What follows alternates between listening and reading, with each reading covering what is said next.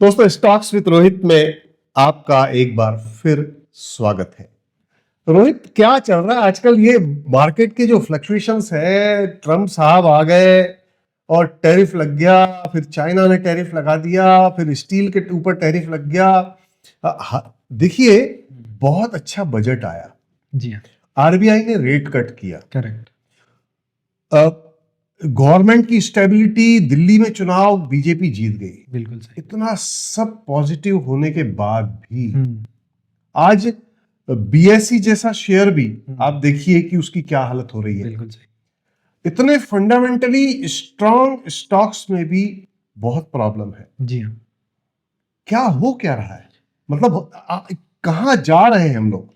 देखिए, जब इतने स्ट्रॉन्ग फंडामेंटल्स वाले स्टॉक्स भी जब गिरने लगे तो आप समझ जाइए कि कहीं ना कहीं मैक्रो लेवल पे कुछ ना कुछ प्रॉब्लम है। और इतने पॉजिटिव ट्रिगर्स मिलने के बावजूद भी अगर मार्केट नहीं बढ़ रहा है, मतलब we are in a very bear market. हम बियर मार्केट में एंटर कर चुके हैं। और ये आपको ध्यान होगा, अगर मैंने एक रील डाली थी 9 जनवरी को ही डाली थी कि अब हम बियर मार्केट में एंटर कर चुके हैं। और बियर मार्केट में एंटर करने के बाद हम बाइंग द डिप बहुत संभल के करेंगे। और 9 जनवरी से अभी तक के आप देखोगे, ना ही मेरे कोई स्टॉक्स आ रहे होंगे, ना ही आपको मेरे कोई रील दिख रहे होंगे कि मैं कोई स्टॉक बता रहा हूँ। क्यों नहीं बता रहा हूँ? क्योंकि अच्छे अच्छे फंडामेंटल शेयर्स भी गिरेंगे। अगर आप उनको जल्दी बाय करने के ट्राई करेंगे और उनमें जल्दी प्रॉफिट कमाने का ट्राई करेंगे तो आप हर तरीके से ट्रैप होंगे। देखिए, मार्केट सभी को ट्रैप कर रहा है। ऐसा नहीं है कि जो बायर्स है सिर्फ उन्हीं को ट्रैप कर रहा है, जो सेलर्स हैं उनको भी ट्रैप कर रहा है।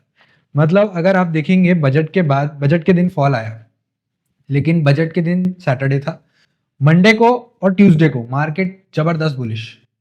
तो जो सेलर्स हैं उनकी तो बैंड बज गई 2 दिन। अब उन्होंने अपनी पोजीशंस काट ली होगी, उसके बाद वापस से बियर मार्केट, मतलब वापस से मार्केट गिरना चालू। तो ऐसा नहीं है ये मार्केट सिर्फ बायर्स को ट्रैप कर रहा है, ये सेलर्स को भी ट्रैप कर रहा है। और सेलर्स जब सेल करते हैं वो फ्यूचर्स में करते हैं, और जहां जहां अलाउड है वहां पे कर सकते हैं, तो वो उनकी पोजीशंस बड़ी होती है। तो जिस तरीके से वो लोग ट्रैप होते हैं ना, वो कुछ बड़ा ही लॉस लेके जाते हैं मार्केट से। तो अगर आपने बाइंग की है और आप उसमें ट्रैप हुए हैं, तो आप ये समझ लीजिए, अगर फंडामेंटली अच्छा स्टॉक है तो कोई प्रॉब्लम नहीं है, अभी आपको दिख सकता है फॉल, लेकिन ये चीज़ें सेटल होगी। 1 ईयर, 1.5 ईयर लगेगा इसको सेटल होने में। जो आपके बाइंग रेट है उनको आने में थोड़ा टाइम तो अब लगेगा। जो हम पहले बात कर रहे थे हम्म, कि 2 या 3 महीने में या 4 महीने में ये वापस मार्केट पलट सकता है, जी हाँ। तो आज की स्थिति देखने के बाद आपको ये लगता है कि ये लंबा जाएगा? जी हाँ, ये लंबा जा सकता है। डिपेंड करता है कि हमारे जो सपोर्ट्स अब बचे हुए हैं, निफ्टी, स्मॉल कैप और मिड कैप, ये तीनों में जो सपोर्ट्स बचे हुए हैं वो पूरा मैं इस वीडियो में डिस्कस करूंगा कि क्या सपोर्ट मेरे को दिखते हैं। और बहुत स्ट्रॉन्ग सपोर्ट है। अगर ये स्ट्रॉन्ग सपोर्ट टूटता है then we are definitely in a very big problem. तो मतलब हमें अपने स्टॉक्स को लॉस में हटाना होगा। और देखिए, जैसे कि मतलब लर्निंग ग्रुप की अगर मैं बात करूं तो डेफिनेटली लर्निंग ग्रुप में तो 9 जनवरी को ही मैंने बता दिया था कि आप जितने भी स्टॉक्स में प्रॉफिट में हैं वो आप हटा दीजिए। और जितने स्टॉक्स में आपका स्टॉप लॉस हिट हो चुका है, आप स्टॉप लॉस के नीचे हैं, आप वो भी हटा दीजिए। तो डेफिनेटली अगर जिसने सुना होगा, बहुत सारे लोगों ने सुना और उन्होंने हटाया भी। मैंने खुद अपना पोर्टफोलियो खाली किया। और मेरा आदत है कि मैं अपना पोर्टफोलियो रिजल्ट सीजन के पहले हटाता हूँ, 50-60% हटाता हूँ। इस बार मैंने 70-75% मेरा पोर्टफोलियो हटा चुका था। And I will disclose this, एक अलग रील में बताऊंगा कि मेरा क्या प्रॉफिट चल रहा है, क्या लॉस चल रहा है।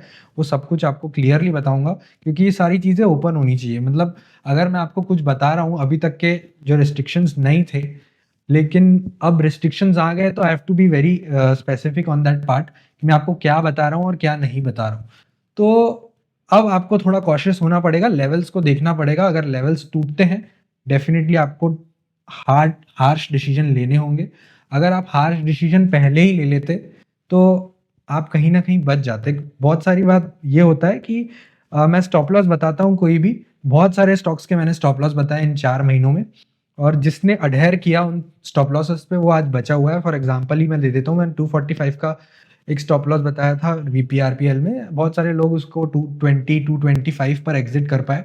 आज वो शेयर 184 180 पर खड़ा हुआ है। तो आपको हटाना बहुत ज़रूरी है, क्योंकि ये स्मॉल कैप शेयर्स हैं, मार्केट गिरता है, इन पे सबसे ज़्यादा गाज आती है, तो इनको हटाना आपको बहुत ज़रूरी है अगर इनके स्टॉप लॉस टूट रहे हैं तो। मेरा एक प्रश्न ये है कि कोई एक नया इन्वेस्टर है और वो बियर मार्केट में एंटर होना चाहता है, जी, इसके बारे में आप गाइड कीजिए। देखिए मैं कंटिन्यूअसली 15 जनवरी से रील डालते आ रहा हूँ। अगर आपको न्यू एंटर करना है मार्केट में, वेट कीजिए। बाय द डिप करना है, वेट कीजिए। एवरेज करना है, वेट कीजिए। एवरेजिंग, बाइंग द डिप अगर आपने की होती 15 जनवरी से, डेफिनेटली पोर्टफोलियो आज की डेट में 20% डाउन होता। और देखिए अगर आपने मंडे कल कल कल ही बाय द डिप किया होता सोच के कि अब वापस मार्केट रिकवर हो जाएगा, 5% स्टॉक, और 10% स्टॉक और नीचे, एक दिन में अगर आपका 10% जाने का रिस्क है, आप क्यों ले रहे हो वो रिस्क? आप बाय द डिप मत करो जब तक कि आप एक सेफ जोन में नहीं पहुंच जाते। मैं ये बोल रहा हूँ, आप जितने मूविंग एवरेजेस है, एक्सपोनेंशियल मूविंग एवरेज 200, 150, 100, 50, 20, 10, ये सारे मूविंग एवरेजेस के ऊपर आप जब पहुंचोगे ना, तब आप बाइंग स्टार्ट कर लो। आप बाय द डिप भले ही ना पकड़ पाओ, लेकिन आप एग्जैक्टली वहां पर एंटर करोगे जहां सेफ जोन है। नीचे जाने का स्टॉक, मतलब सपोर्ट्स आपको दिखेंगे, तो नीचे जाने की प्रोबेबिलिटी कम दिखेगी। आपका कहने का मतलब ये है कि एक्सपोनेंशियल मूविंग एवरेज हमें कोई एक नहीं देखना है, दो नहीं देखना है, जी हाँ, जितने भी हैं इन सबसे ऊपर जब तक कोई स्टॉक आएगा नहीं, जी हाँ, तब तक हमें उस संबंध में बाइंग के बारे में तो नहीं सोचना। इंडेक्स को देखना है, निफ्टी को देखना है, मिड कैप को देखना है, स्मॉल कैप को देखना है। ये तीनों जब अपने सारे एक्सपोनेंशियल मूविंग एवरेजेस के ऊपर हो, अच्छा, तभी हम हमें अभी किसी एक इंडेक्स को भी नहीं देखना। जी हाँ, और ये मतलब अभी ना लार्ज कैप को स्पेसिफिकली, ना इंडिविजुअली लार्ज कैप को भी नहीं देखना है, मिड कैप को भी नहीं देखना है, स्मॉल कैप, जी हाँ, आपको तीनों को देखना हमको है, ओवरऑल मार्केट को देखना है। तीनों को देखना है आपको।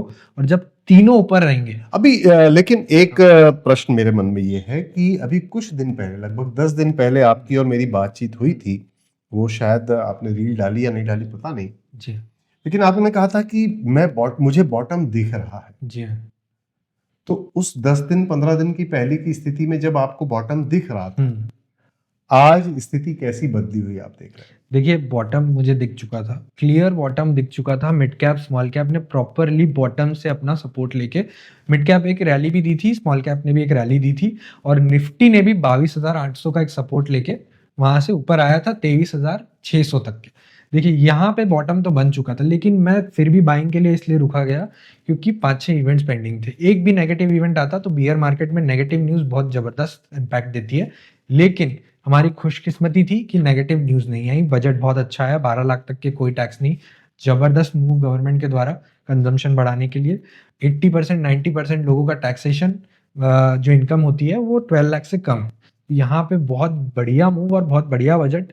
Allocation defence, railway, roads and highways sector में बहुत कम हुआ, इसलिए हमें देखने को मिला कि बजट स्पेसिफिक बाइंग अगर आपने की होती तो बहुत लीथल होता। स्पेसिफिकली बजट के पहले मैंने बोला कि आप बजट स्पेसिफिक बाइंग मत कीजिए। और मतलब ये एक्चुअली आपको बाइंग रिकमेंडेशंस देना भी मेरा अकेला काम नहीं है, मेरे को आपको बचाना भी काम है। मतलब कहाँ नहीं बाय करना है, ये भी बहुत इंपॉर्टेंट चीज़ है मेरे हिसाब से।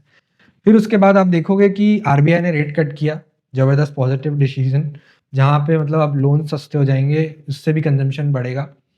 ये भी एक पॉजिटिव मूव आ गया। ये भी नेगेटिव आता तो हमारे लिए बहुत टेंशन की बात। आपका कहने का मतलब ये है कि जो बजट का ट्रिगर या बाकी जो इंडियन सिचुएशंस को देखते हुए जितने भी ट्रिगर्स आए वो सब पॉजिटिव आए, जी हाँ, चाहे वो आरबीआई का रेट कट हो, चाहे बजट हो, जी हाँ, दिल्ली कंजम्पशन बढ़ा हो, दिल्ली का चुनाव हो, बिल्कुल, इन सब के बावजूद भी ट्रम्प की पॉलिसी के कारण जो भी रुपया कमजोर हो रहा है और डॉलर स्ट्रेंथ उसकी बढ़ रही है, जी वो एक सबसे बड़ा कारण बना। जी हाँ, अगर ये तीनों में से कोई भी एक ट्रिगर निगेटिव आता, अगर गवर्नमेंट 7 लाख से 12 लाख नहीं करती, बिल्कुल, तो ये सपोर्ट पूरे टूट चुके होते आज की तारीख। बिल्कुल टूट चुके होते और उसी दिन टूटते जिस दिन बजट था, लेकिन हम बचे रहे because of these positive triggers. लेकिन जो ट्रम्प साहब कर रहे हैं, मतलब ट्रम्प साहब टैरिफ्स बढ़ाते जा रहे हैं, और दिस वाज एक्सपेक्टेड कि वो टैरिफ बढ़ाएंगे, क्योंकि उन्होंने पहले ही बोल दिया था कि मैं टैरिफ्स बढ़ाने की तरफ सारे मूव्स लूंगा। और अगर देखा जाए तो एशियन कंट्रीज एक्चुअली में ज़्यादा कस्टम लेती है, जिसमें कि इंडिया सबसे ज़्यादा कस्टम ड्यूटी लगाती है सारी जितने भी कंट्रीज हैं उन पर। तो अगर रेशो देखेंगे तो अमेरिका कम लगाती है, इंडिया बहुत ज़्यादा लगाती है, तो डेफिनेटली कस्टम बढ़ना जायज़ था। और कस्टम बढ़ने की वजह से अब एशियन कंट्रीज भी कस्टम उल्टा लगाने लग गई। जैसे हमने देखा चाइना ने भी कस्टम बढ़ाया अपने कुछ कुछ चीज़ों पे। अमेरिका ने तो स्टील और एल्यूमिनियम पे 25% कर ही दिया है।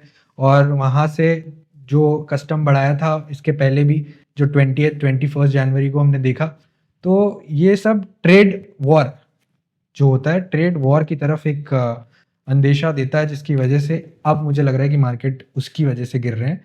और रुपी डिनोमिनेशन हो रहा है, बहुत डिटोरिएट हो रहा है। इसकी वजह से एफआईआई सेलिंग कर रहे हैं, क्योंकि एफआईआई को अब इंडियन मार्केट इमर्जिंग मार्केट नहीं दिख रहा है। यहाँ पर उनको लगभग अगर 15% के रिटर्न कमाने होंगे तो लगभग वहाँ पे इंडियन मार्केट में 25% जब कमाएंगे ना, जब यूएस मार्केट का 15% माना जाएगा उसको। रुपी के डिवैल्यूएशन जी हाँ, रुपी के डिवैल्यूएशन के बारे में। तो आपका कहने का मतलब है कि अब हमको अगले 1 से 1.5 साल 2 साल तक के बियर मार्केट के टेन्योर के लिए तैयार रहना चाहिए। देखिए, अब ये सब डिपेंड करेगा सपोर्ट लेवल्स पर। मैं आपको निफ्टी, मिड कैप और स्मॉल कैप के सपोर्ट लेवल बता देता हूँ, जिससे ये अब डिसाइड करेंगे मार्केट की चाल। बताइए। तो सबसे पहले निफ्टी 50 के सपोर्ट के बारे में मैं डिस्कशन करूंगा। निफ्टी 50 आज जब हम ये वीडियो शूट कर रहे हैं 11 फरवरी है, और 11 फरवरी को निफ्टी चल रहा है 23,145 के आसपास। सपोर्ट लेवल है मंथली सपोर्ट 22,450 का, जो कि एक मेजर सपोर्ट है। डबल बॉटम यहाँ पे 22,800 पे लगेगा, और 22,800 से जब डबल बॉटम को तोड़ता है मतलब डिजास्टरस सिचुएशन हो जाती है। डबल बॉटम क्या होता है पहले तो ये बता। डबल बॉटम मतलब जैसे कि अगर हमने देखा जनवरी में 22,800 का बॉटम लगाया निफ्टी में, और अब 23,145 चल रहा है। 22,800 जब वापस लगेगा मतलब ये डबल बॉटम लग गया, मतलब 2 महीनों में सिमिलर बॉटम लगा दिया निफ्टी ने। यहाँ से एक चांस होगा अगर हम रिवर्स बैक कर सके, लेकिन अगर इसको तोड़ दिया तो लास्ट सपोर्ट है 22,450। अगर 22,450 टूटता है तो फिर मेरे लिए निफ्टी 21,000 भी आने के चांसेस है। और मिड कैप की अगर मैं बात करूं तो मिड कैप में लगभग हम डबल बॉटम लगा चुके हैं जब हम ये वीडियो बना रहे हैं। अभी मिड कैप चल रहा है 40,938, और 40,600 का जो सपोर्ट है वो डबल बॉटम लेवल पर ही है। और ये अगर टूटता है तो again mid cap small cap के लिए एक बड़ी चेतावनी मेरे हिसाब से। जहाँ जहाँ आप स्टॉप लॉस के नीचे हैं वहाँ मेरे हिसाब से आप एग्जिट करेंगे। और सिर्फ ये सिचुएशन लेके कि आप लॉन्ग टर्म के लिए होल्ड कर लेंगे, लॉन्ग टर्म के लिए होल्ड करेंगे, बट आपको आगे भी एंट्री के चांसेस मिलेंगे। तो मेरा ये इसमें कहना था कि अगर ये डबल बॉटम अभी तोड़ता है तो उसके बाद की स्ट्रेटेजी टोटल डिफरेंट हो जाएगी। जी हाँ, उसके बाद की स्ट्रैटेजी टोटली डिफरेंट हो जाएगी। और फिर उसके बाद मैं आपको रील से भी इन्फॉर्म करूंगा कि ये डबल बॉटम टूट चुका है। और सिमिलरली स्मॉल कैप में भी यही सिचुएशन है। जिस तरीके से आज मार्केट गिरा है वो बहुत ही लीथल था। मतलब हमको लगता आ रहा था कि हर दिन मार्केट बहुत तेजी से गिर रहा है, लेकिन आज जो मार्केट गिरा है उसमें स्मॉल कैप में अराउंड 47 टू 427 का लेवल चल रहा है अभी, और 46,979 का सपोर्ट है। और अगर इसको भी तोड़ देता है तो स्मॉल कैप मिड कैप दोनों के लिए चिंता के विषय। और आपको अपने स्टॉप लॉसेस मेंटेन रखने हैं। अब ये इंपॉर्टेंट हो गया है कि अब स्टॉप लॉसेस आप मान के चलिए। स्टॉप लॉस और लॉस बुक करने के लिए किसी व्यक्ति का पोर्टफोलियो है, उसमें लार्ज कैप का परसेंटेज ज्यादा है जी, और दूसरा व्यक्ति है उसमें लार्ज कैप कम है, मीडियम कैप, मिड कैप और स्मॉल कैप जी ज्यादा है। जी दोनों की स्ट्रेटेजी अलग अलग होगी। जी हाँ, दोनों की स्ट्रेटजी अलग अलग होगी। आपको मिड कैप स्मॉल कैप में ज़्यादा सतर्क रहना होगा, क्योंकि ये शेयर्स बहुत तेज़ी से गिरते हैं। और लार्ज कैप जो स्टॉक्स हैं वो ऑलरेडी आपकी टॉप 50 कंपनीज या टॉप 500 कंपनीज में आती है, जो कम तेज़ी से गिरेंगे और रिकवरी भी जल्दी तेज़ी से देंगे आपको। स्टॉक्स विद रोहित की अगर हम बात करें, जी, क्योंकि स्टॉक्स विद रोहित एक ऐसा शो है हमारा जी हाँ, जिसमें कि हमने पूरे देश के मिडिल क्लास को एक उम्मीद बंधाई है। जी हाँ। आपके हिसाब से आने वाले 1 से 1.5 साल तक ये बियर रन रह सकता है? अब ये डिपेंड करेगा ये सारे सपोर्ट लेवल्स पे। अगर ये सपोर्ट लेवल ले लेता है, हाँ, यहाँ से अगर रिवर्स बैक दे देता है, मुझे लगता है अच्छी तेजी देखने को मिल सकती है। बट मैक्रो लेवल पे जो प्रॉब्लम्स है वो मुझे लगता नहीं है बिकॉज ऑफ ट्रम्प की सपोर्ट लेवल बचे। यहाँ मेरी एक एक्सपेक्टेशन है आपसे। जो आप ये वर्ड बहुत बार यूज कर चुके हैं कि मैक्रो लेवल पर क्या प्रॉब्लम्स हैं। जी हाँ। तो मैं ये आपसे उम्मीद करता हूं कि मैक्रो लेवल की जो प्रॉब्लम्स है उसके बारे में आप थोड़ी स्टडी कीजिए, बिल्कुल। और जब तक सपोर्ट लेवल नहीं टूटते हैं तो बहुत अच्छी बात है, हमें वापस से मार्केट पलटता हुआ मिलेगा। बिल्कुल। और अगर ये टूटते हैं हम्म। तो आने वाले समय में 1 से 1.5 साल में स्टॉक्स विद रोहित में हम किस तरीके से मार्गदर्शन देंगे, जी हाँ। ये मेरी अपेक्षा है, जिससे कि कम से कम लोगों को ज्यादा नुकसान ना हो। बिल्कुल सही। ये हमारी जी स्ट्रेटेजी हाँ, है। मैं इसलिए अपने चैनल पे स्टॉप लॉसेस डालता हूँ। कोई और आपको स्टॉप लॉसेस डालते हुए नहीं दिखेगा, उसकी उनमें इतनी हिम्मत ही नहीं होती कि स्टॉप लॉसेस बता सके और बोले कि आप एग्जिट कीजिए। लेकिन अभी तक के जितने भी मेरे स्टॉप लॉसेस जुड़े हैं, मैंने आपको रील के थ्रू या फिर मेरी स्टोरी में या फिर मेरे ग्रुप में मैंने बोला है आपको स्टॉप लॉसेस के नीचे जा चुका है, आप एग्जिट कीजिए। स्टॉप लॉसेस के नीचे जा चुका है, आप एग्जिट कीजिए। बिकॉज अगर मैंने कोई चीज़ बताई है तो I take full responsibility of it.